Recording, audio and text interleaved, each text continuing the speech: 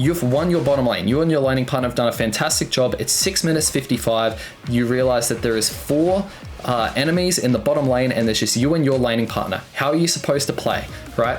The biggest mistake I see a lot of people do is they look to try and make a miracle secure if the enemy start ripping the objective. Today's video is all about the bottom lane. This is going to be a guide for playing in the bottom lane if you're a mage, defender, support, or you want to be the solo queue carry. And we're going to talk through the early, middle, and late game. Now be sure to make sure you're paying attention to every single role in this bottom lane guide, because if you're playing the mage, you need to understand how your tank is playing. And if you're playing the support role, you need to understand how your solo queue carry role might be playing. So it's very, very important. Don't skip by this stuff and think, I'm the mage, I only need to understand the mage. In order to play the bottom lane effectively, you need to understand every single role and how they all work so you can work collectively. This is a laning phase. You are working together with someone. You are not just playing in this lane by yourself. Now let's consider the 4 roles. We've got mage, defender, support, and the solo queue carry. In these examples, for the mage, I'm going to be playing Mew content.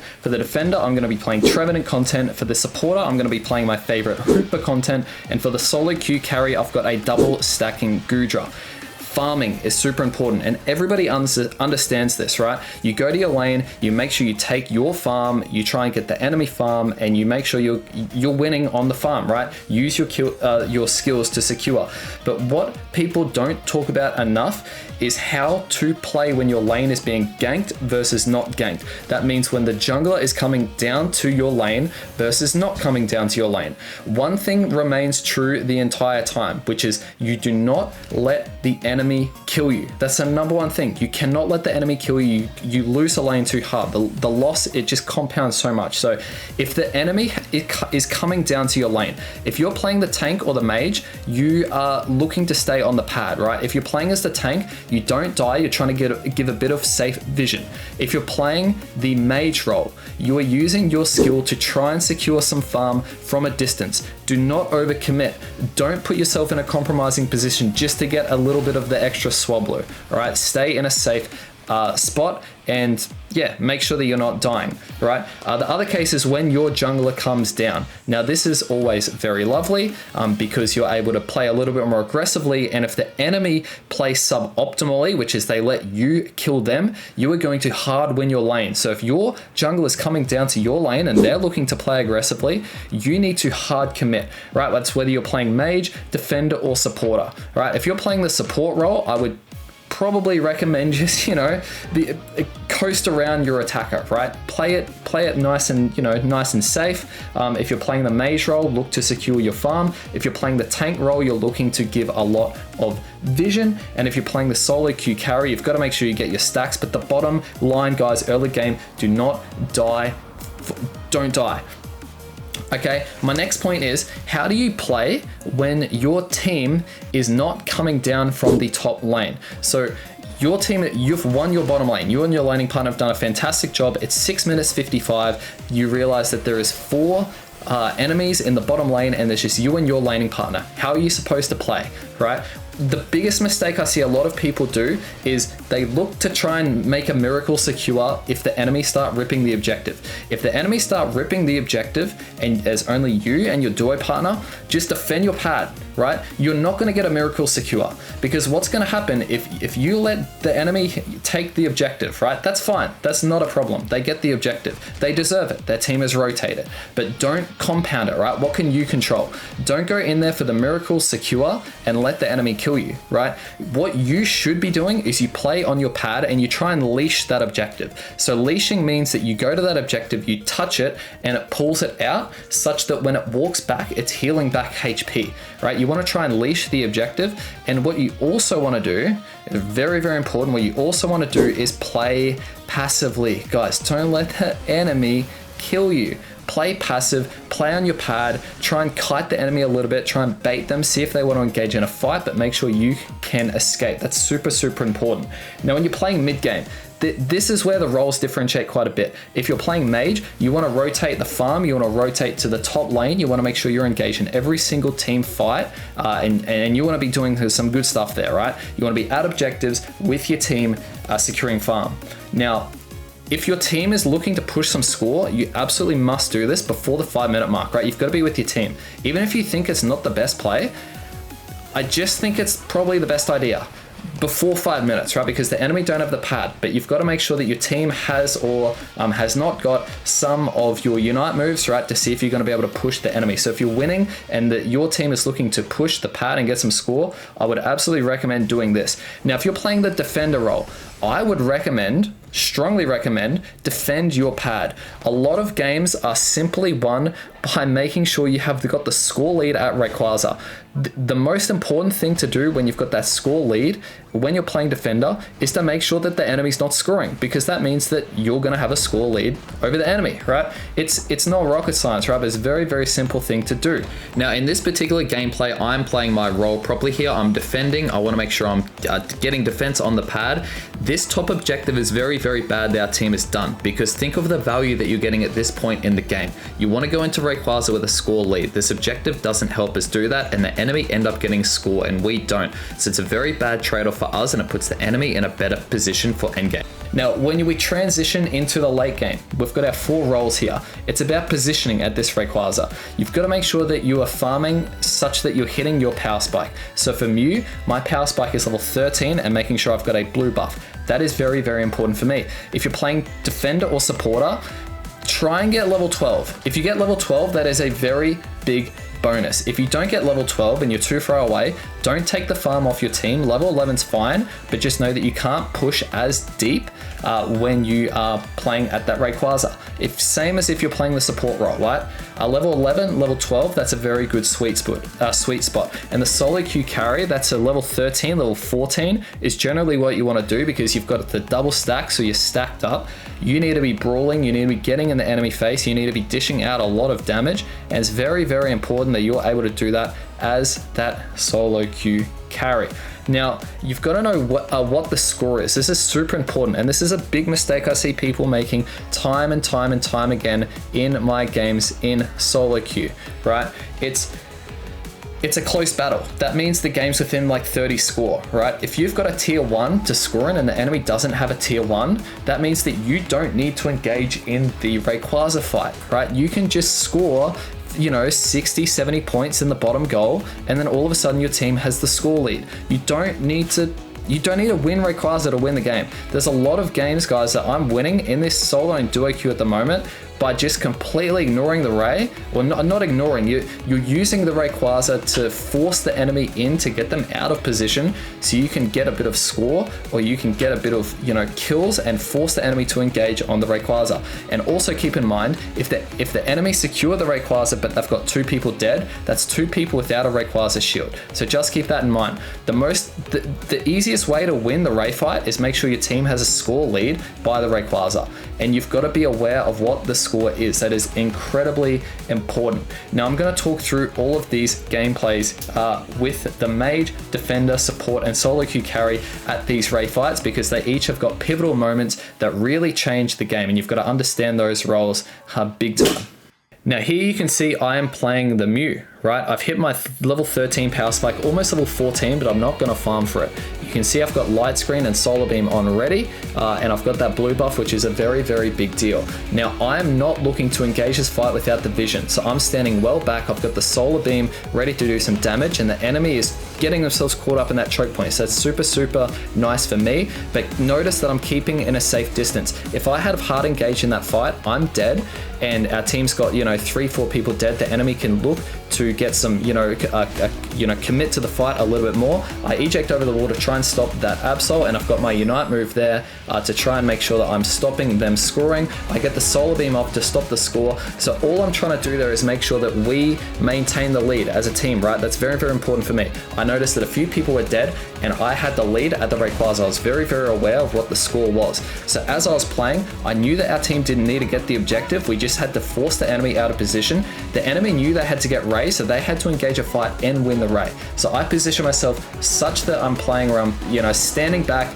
making sure the health is low enough, but ultimately defending the goal zones if the enemy is able to overcommit, which is exactly what they did. They overcommitted, they looked for score, and I did everything and more to stop those scores from coming out.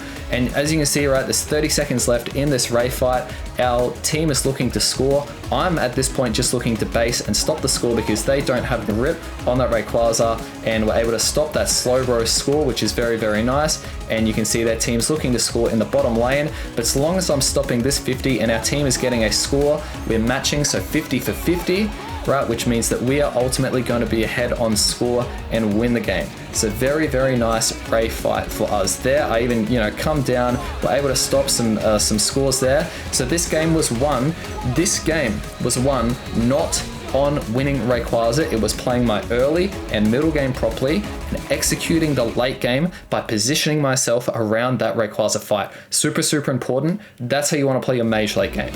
Now let's transition over to playing the tank late game, which is the Trevenant. Here you can see that I'm almost level 12, and that's the power spike that I'm going for. I've got my super tanky build here. I've got my Trevenant with the AOS cookie, the focus band. Unfortunately, I don't have my focus band and passive ready, so I don't want to get too deep into the fight. And as you can see, I left that piece of farm because getting level 12 is not as important as making sure that the enemy don't rip the Rayquaza, right? You can see I'm trying to put myself in the front of my team, right? But in a position such that I'm not dying too quickly. I'm looking to scout out this Unite here because that's going to be my ultimate sustain. So I know that I'm able to get that Unite move there. I choke up the enemy team here. I'm able to sustain some time, and my Talonflame comes in and gets a very key kill. If I didn't use that Unite move there and stall the enemy long enough, our team would have pretty much lost the game at that particular point. So this game in particular, we were in a very losing position going into Ray. We were behind on score. So ultimately, it's a pretty decent outcome that we've got, 3 dead, and we're here with about a minute left. Right, but it says a close battle, but I have a gut feeling that our team is behind on score. So as you can see, I ping to tell my team, hey, all we need is a little bit of score and we can reposition around this Ray. And all I'm doing is I'm scouting bushes. All I'm trying to do here as the tank, I'm not going to be able to secure this objective. My team's looking to rip. So at this point, all I'm thinking is I have to try and stun the Venusaur out of Solar Beam. That's their strongest secure. That's all I'm thinking. Stun the Venusaur out of securing. I managed to stun the Venusaur out of getting any secure off there, right? That's all I was able to do. If I go in there and I try and secure with Woodhammer, that's suboptimal because Solar Beam is much better secure than Woodhammer, right? So it wouldn't have been a good play from me. I did what I could in the position there, and honestly, you've just got to weigh up your odds in those situations, right? Unfortunately, the enemy team, does get the Rayquaza there, and they're able to win the game because they get the additional score. But playing late game, that's super important. Know your positioning and try and sustain and provide vision for your team. Now we need to backpedal a little bit for this support gameplay because the Ray fight kind of broke out here at this objective here, at this Regieleki, right? Now all I'm looking for here is use portals to help reset for my team. They're looking to hard rip. I'm not thinking that's a great idea because that's a recipe for losing there. I try and throw down the portal to try and get our team out to get the resets. I get the Azumarill and the Lapras out, which is very, very good. All I'm thinking here is reset so I can Unite move my team into the central area, right? Because my hyperspace is on cooldown, and if I die, I'm in a very, very bad position here. Now I'm a little bit caught by this Azumarill there, so luckily I was able to get out with that Phantom Force, which is again part of the skill cap of using Hoopa. And I realized that it's a close battle, right? I have a feeling that my team might be slightly ahead on score because we got some pretty decent caps. But at this particular point, I'm looking to make sure that our team continues to maintain, the lead here, right? In terms of the fight. So I'm resetting, I'm making sure that they're full health. I'm being careful of my positioning with the portals. I'm putting them in the bush. I can see that our team is looking to secure the Ray. So I rip my Unite move. And again, I'm looking to stun the secure out with my Psybeam skill there, right? So I was stunning the enemy out. I wasn't going for the secure. That is exactly what I was trying to do there, right? I think, however, I landed that second skill and it was over the objective to pick up a KO, which is very nice. But that's what we managed to do. We get our score in. I can see that I need to open up the main base for our Lapras, so I put in this extra 5, even though I thought he was going to score in our second tier, but that's fine. And then you look to base, right? So we did what we could there, right? That was a pretty decent, you play support, right? You've got to maneuver around your team. You can't carry those games. You've got to do what you can to put your team in a healthy position, right? If that means healing your team, that means healing your team. Now, this is the last role, which I think is the solo queue carry. I'm playing Goodra. I've hit that level 14. I've got all my skills ready. I've got all my resources ready. I'm fully stacked, and our team has a massive lead because, honestly, we've just played really, really well as a team. We've pushed our goal zones. Our middle game and our early game macro has been fantastic. Now, look at how I want to play this, right? I'm looking to get into the enemy backline, right? I'm looking to get to their team to make sure, right now, I'm missing a lot of skills. You can see here, this is what I was trying to do. Put them all in that area so I can use that power whip to, CC and bring them all in and use that Dragon Pulse. So, their team kited around me pretty well. I kept missing skills, but honestly, I was just trying to position them in that little area so I could get that huge damage out. Now, I've run off the score here because it just means I'm either going to score and run back to mid, or they're going to jump on the bottom and our team's going to be able to rip in time. So we get that score, and then I'm just looking to slow the enemy down as they're coming in, right? So honestly, a little bit sloppy, right? I could have played that a lot better because honestly, it's just skill cap, right? I kept missing my skills. Sometimes that's going to happen, and generally that's why it's a good idea to play a character that doesn't require too much skill if you're not very good, or maybe just a little bit new at the game, right? And that's part of it. It's about having good macro, but you've also got to make sure that you have got the skill to use your character and win the game, right? So just a recap, right? The most important thing, and I hope that you can identify this from all the Ray fights, make sure you've got the lead. At no singular point was I playing those Ray fights based on just purely late game. Everything was how well I played and my team played to put ourselves in the position, right? This isn't Zapdos, right? This isn't get the objective and get insta scoring, right? This is shields. You can position yourself and you can break shields, and ultimately you're looking to get that score lead and go into the Rayquaza with a score lead. If you found this guide helpful, again, please consider giving it a like, consider being a subscriber, and if you enjoy this guide and think there'll be some more that are useful, there's a couple that are on the screen right now. Consider clicking, consider having a look, but most of all, have a very good day. Thank you for sticking around to the end of the video.